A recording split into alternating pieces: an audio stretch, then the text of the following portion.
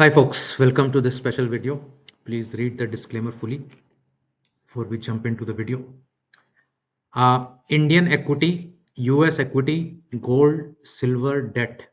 Where should I be now? That is the topic of the discussion. We will have a lot of data crunching results to satisfy your need for analytics here. And this is the only channel which does this kind of work. So please subscribe to our channel, give us more motivation to keep this going. One of the most asked questions in investing is where should I be invested today? And we have taken these five uh, potential asset classes: Indian equity, US equity, gold, silver, and cash. And this is exactly where the problem begins because most people, especially when they are young investors or in their initial innings of investing, they want to concentrate their efforts into one asset class only, and that perhaps can make the biggest mistake uh, that they don't want to make. So in the race to build wealth, investors ignore the simplest principles that actually create the long-term results. They get dragged into FOMO, and they jump from one asset to the other from the bottom of that first cycle of that first asset that they got in at the top. That asset broke down, you get your money out of that, get into the other asset which is now at the top, invest there, get thrashed there, then you come to the third asset. And that's how a lot of people will work, that they will get attracted to an asset class only at the top, and that's what creates the FOMO tops. So you need to take uh, you know some structure into account when you are investing. The simplicity of an approach where you have complete clarity of what you're doing, complete stability, and a long term wealth creation sort of a journey that needs to be pursued. So in this video, and please watch this video till the end because there are some very good insights that you will get. The importance of having an uncomplicated approach towards investing, significance of simple multi-asset approach, and how an approach like this can be a game changer in your wealth creation journey. So let's dive into the data that we have and what magic it does for you. I mean, really, I mean, unless you experience it, and it will take some time for you to experience it, but once if you do, you're not going to look at the markets in the same vein again. Like I can tell you very briefly that for the first 15 or almost 20 years of my career, my portfolio used to go up with every bull run, used to come down after the crash, go up, come down.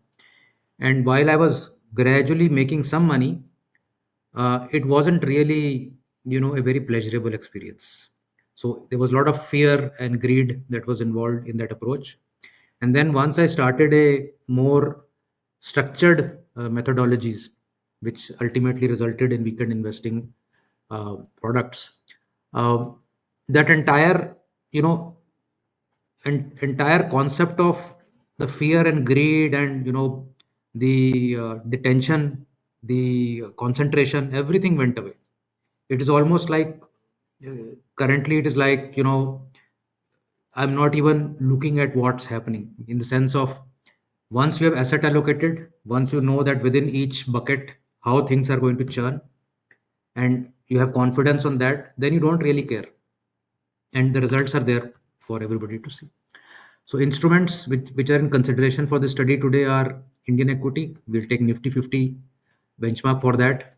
US equity will take S&P 500, but we were converting it into INR terms because everything else is in INR, so just to be on the same plane with others. Commodity will take gold INR price.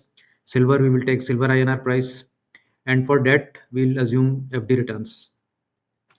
So now where to start this analysis? That is also a very tricky question, because if we choose January 2000, the start of the century, it was a peak of equity.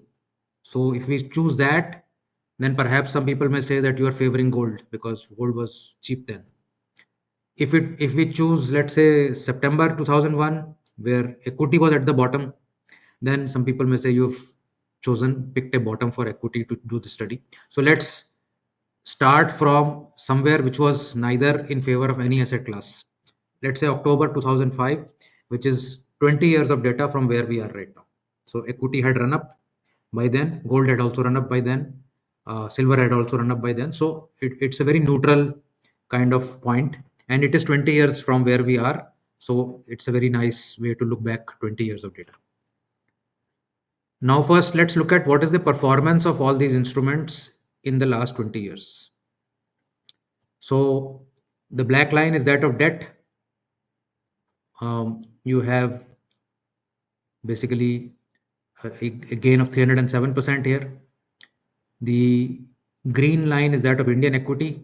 We've gained 993%, which translates into 12.6% CAGR.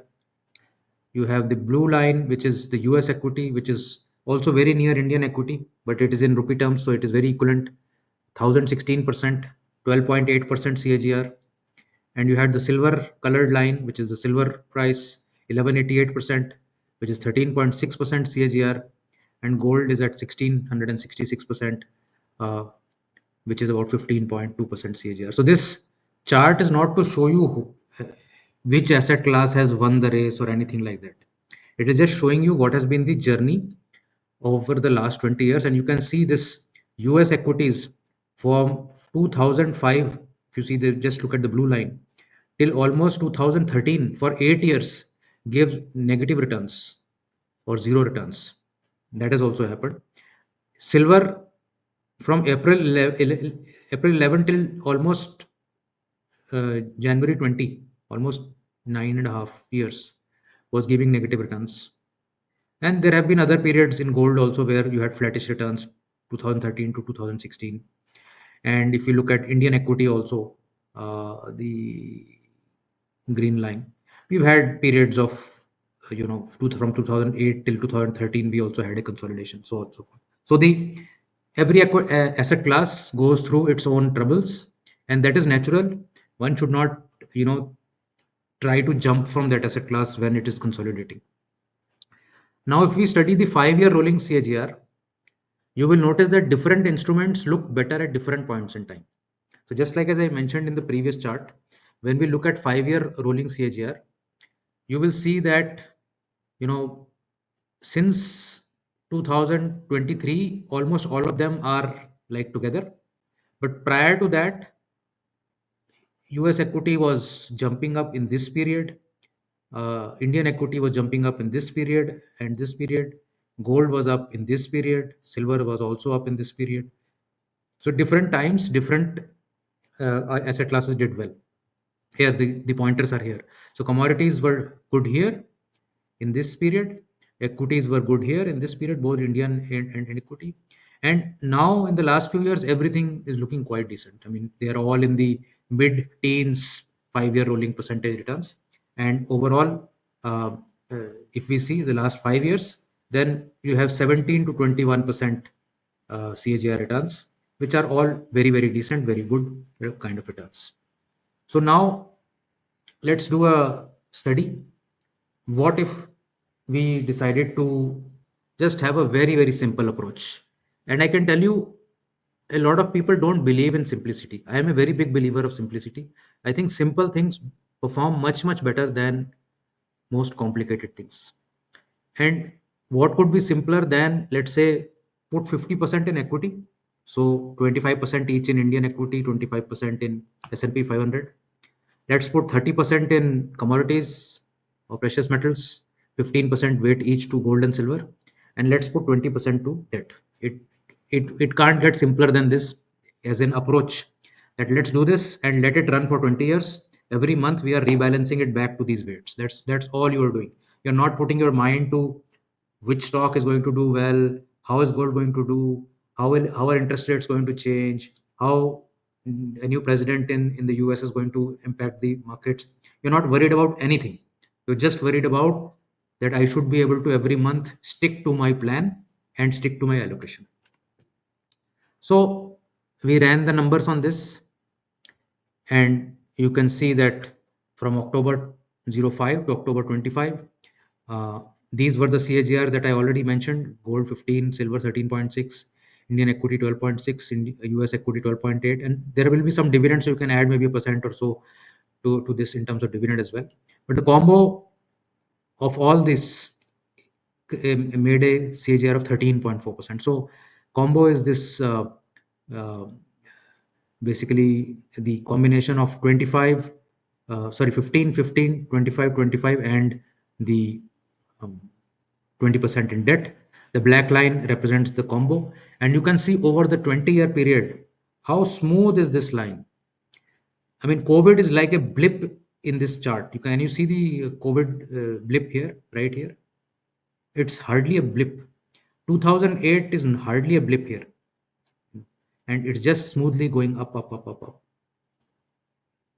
So, what has the combo managed to achieve? It has beaten both Indian and US equities comfortably. That is the biggest outcome. You can still say gold and silver performed better, but gold and silver have done well only very recently. So, overall, you can say the combination of these asset classes did really well, because it also, I mean, you also have to add that fact to this figure, that you were not bothered about this portfolio. You were not spending 2 hours every day trying to find the next multi-bagger, right? This was running in the background. So the real stat is here, where we are looking at the comparison of drawdowns. So how many sort of percentage of time did the combination was in drawdown? So about 93% of the time, combination had a drawdown under 5%, and the average or the max drawdown was 20% on the combination. Whereas Indian equity dropped 55%, and this is monthly, actually weekly it was even more. Uh, US equity dropped 41%, gold dropped 25%, silver dropped 57% during this period. And you can see that there were significant drops even beyond 20%, 4%, 3%, 6%, 7%, more than 20 to 25, then 25 to 30. But here in this side, combo side, you can see 93% of the times you were under 5%, and 97% of the time you were under 10%, and only 3% a chance was there that you went to 25%. So max drawdown contained at 20% here. Stat number 3 deals with volatility and Sharpe ratio. Lower volatility means a calmer, more predictable journey, fewer shocks. So when we look at the volatility in terms of standard deviation, Indian equity 6%, US equity 4%, gold 4.9%, silver 8.9%, combo just 3%. When we look at Sharpe ratio, which is how efficiently the portfolio converts risk into smooth, steady returns, Sharpe ratio 20% for Indian equity, 27 for US equity, 27 for gold, 16 for silver, 37% for the combo. So for every unit of risk, what is the return that you're getting? Phenomenal numbers for the diversified portfolio. Now, somebody may say, why you took 50, 30, 20? Why not some other ratio? So we crunched other numbers also. 50, 50, 0, one third, one third, one third, 60, 20, 20, 70, 20, 10, 50, 25, 25, 20, 40, 40. And almost always a very decent CAGR with low volatility was the outcome. Yes, some were better than the others, especially when debt was zero. You had 15.1% CAGR. Um, uh, Similarly, when you had a lot of debt, the returns went down, obviously. Um, you had 60% in equity, didn't really help that much, 13.1%. So you get the picture.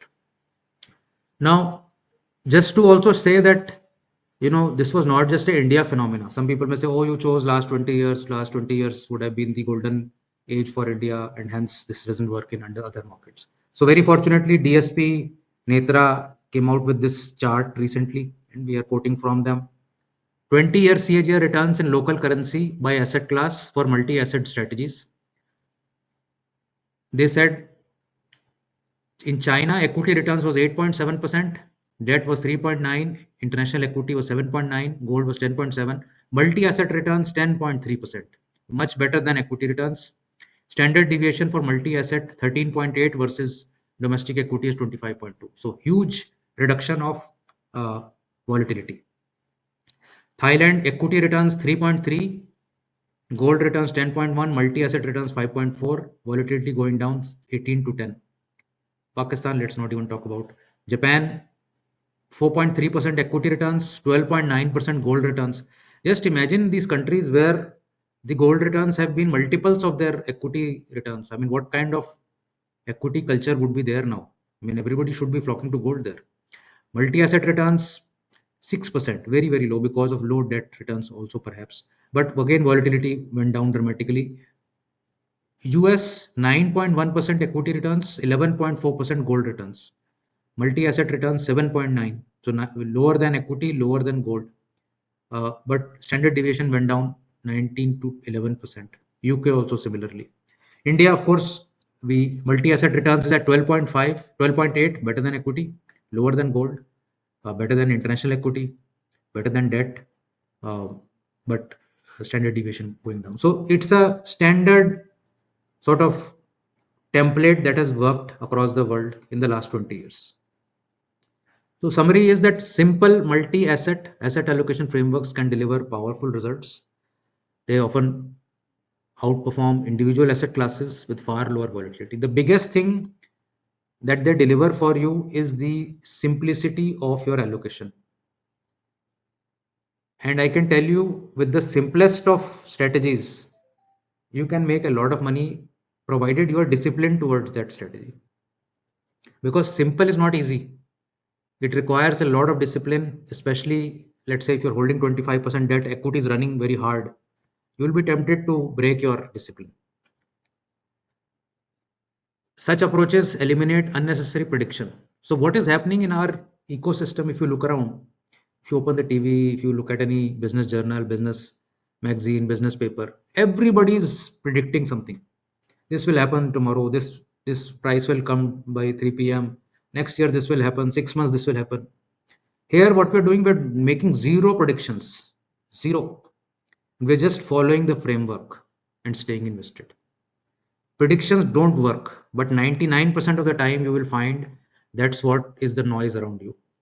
You can just switch off the television, switch off all your newspaper predictions, and follow a simple path, and you will find that you start doing better. At least that's what happened to me, and that's what a lot of folks are experiencing who are following structured strategies. Debt allocation doesn't drag returns in the long term, it stabilizes the journey. So several of these asset classes which may not be as fast moving as equity. So a lot of people will say, oh, why should I have any debt? Why should I have any gold? Why should I have real estate in my asset allocation? Equity does the best. But the best is the problem, because when you have the best of asset classes, it also gives you the best volatility, or should I say the worst volatility, which sometimes you can't handle, and then you give it all up at some point in fear. So the idea is to stay in the game. However, whatever it takes to stay in the game, you have to stay in the game. And for that, you need stability, you need this asset allocation. And that will give you that long term outcome. The magic basically lies in the balance. So weakness in one asset class is naturally offset by strength in the other. So if you take a larger picture, what is happening? There is a lot of money, and of course, money is getting printed every day, and that is coming to get deployed somewhere. Sometimes some story is there in one asset class, so more money gets deployed in that asset class. Then that story matures, and some other story starts. Then that money chases the other asset class. That goes down, something else goes up. So you can't be predicting all this. It is impossible. There's all kinds of artificial intelligence available today. But in the last 30, 40, 50 years, people have not been able to predict the market. There would have been, I remember even when I was in college in early 90s, there were several, this programs by American companies where you could crunch the numbers and predict how the market is going to be. Never worked. The same thing is happening even now. So artificial intelligence, however much you train it, it cannot predict the market, because the market is dependent upon human psychology. So lower volatility, higher Sharpe ratio keeps you invested longer because your journey is smooth and it unlocks deeper compounding. This is, while it sounds very, very simple, and it sounds almost, too easy to do and should not be done sort of situation, but this is what actually is the true game, where you just follow that path and allow things to happen. So let us know in the comments how you like this content. What is your current orientation towards equities in India, US, gold, silver, debt? What are your reasons for your allocation? Do write in the comments. I'll be more than happy to go through them and respond if I can. And do watch this other video on your screen. And of course, one more request is there: do subscribe to our channel and do like and share these videos. Do like and share these videos not only because we want the like and share, but also I want more and more people to understand what is happening in the markets, what they may be doing wrong, how a structure can bring uh, more prosperity to them. That is also very important. So do share it with your friends and family WhatsApp groups or whoever you may interact with on the markets. Thank you. I'll see you again. Bye.